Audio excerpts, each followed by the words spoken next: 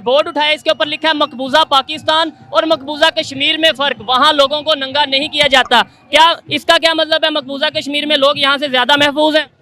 बिल्कुल महफूज हैं, क्योंकि यहाँ पे हमारे टैक्स पे चलने वाले ये इदारे हमारे ही अवाम को उसी पे हमारे पैसे से हमारे ही अवाम के कपड़े उतारते हैं।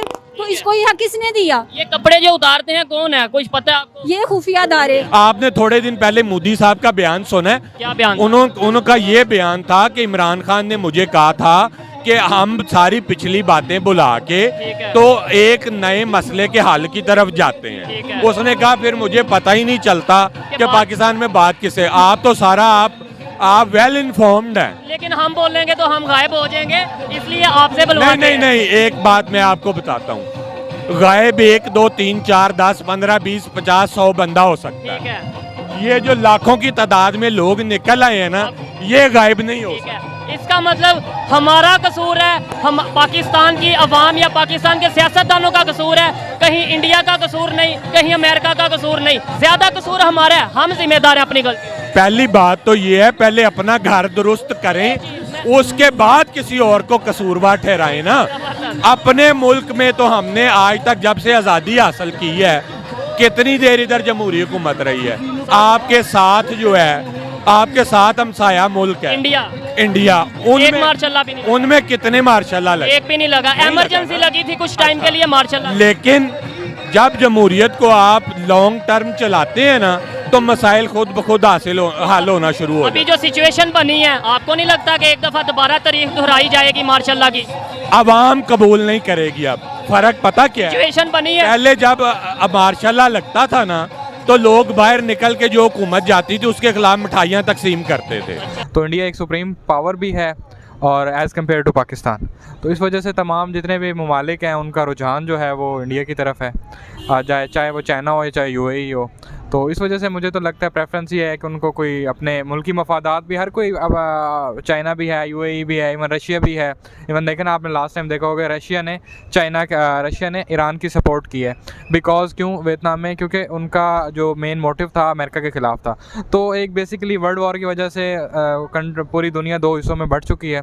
तो अब जो डिवाइड रूल में आते हैं वो इंडिया, क्योंकि यूएई की और चाइना की सपोर्ट में, तो इसलिए उन दोनों ने। अच्छा, आप मुझे ये बताएगा, अभी आपने बोला कि मफादात हैं इन दोनों कंट्रीज़ के इंडिया से, तो मफादात के अलावा अगर हम बात करें, ना सिर्फ ये दोनों कंट्रीज़ बल्कि इस वक्त पूरी दुनिया ही ये कह रही है कि इंडिया के जो फॉरेन मिनिस्टर हैं एस जयशंकर जिनका नाम है, वो बहुत ज़बरदस्त किस्म की पॉलिसीज़ बना रहे हैं, बहुत ज़बरदस्त किस्म से वो स्पीच दे रहे हैं, बिना डरे धड़ल्ले से कोई भी बात कर देते हैं। तो आप इसके बारे में क्या कहेंगे?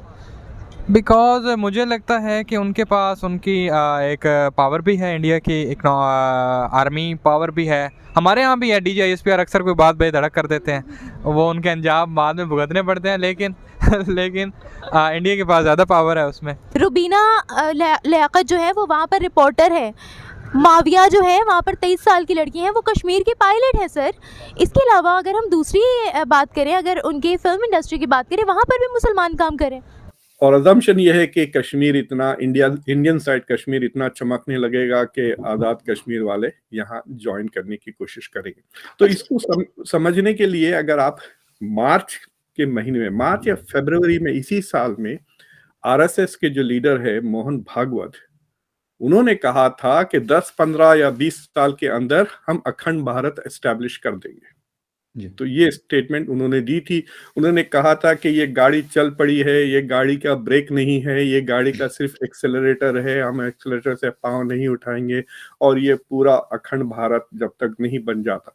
तो अखंड भारत का आप मैप गूगल करके देख लें, वो ना सिर्फ कश्मीर, आज़ाद कश्मीर, बट पूरा पाकिस्तान, अफगानिस्तान के हद तक, इस तरफ म्यांमार तक जाता है वो।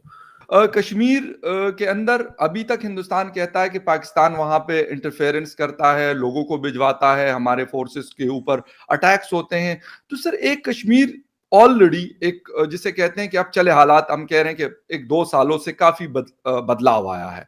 वहां जब दोस्तों से बात होती तो कह रहे डेवलपमेंट भी ज्यादा तेज हुई है और लोगों में शायद एक ठहराव आया। मुझे नहीं पता कि क्या इसके पीछे वजूहात क्या है, लेकिन अब उस तरह रेजिस्टेंस नहीं है।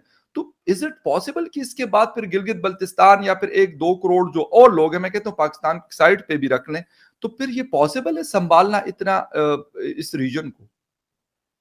देखिए मतलब it is not a practical thing. India is not going to, India ऐसा जंग नहीं करेगा पाकिस्तान से जंग करके, मतलब ये सवाल ही पैदा नहीं होता। इंडिया की जो लेजिटिमेसी इसी इंटरनेशनल कम्युनिटी में आती है कि हम जंग नहीं करते। जो बांग्लादेश में की थी वो तो जेनोसाइड से बचाने के लिए किया था। बाकी के जो सारे 4 जंगे पाकिस्तान के साथ है, चाइना के साथ, हम तो डिफेंस पे थे, हम पे हमले हुए हैं, हमने जंग नहीं की। So this is an important position जो इंडिया के वैल्यूज से भी है। देखिए अगर इंडिया की इकोनॉमी डोमेस्टिकली अच्छी है, अभी तो इंडिया इज रिटर्निंग, कोविड के बाद से India is the fastest growing big economy, ये तो सारी दुनिया एक्नॉलेज कर ली। बट उसका मतलब जरूरी नहीं है कि इट इज पर्कुलेटिंग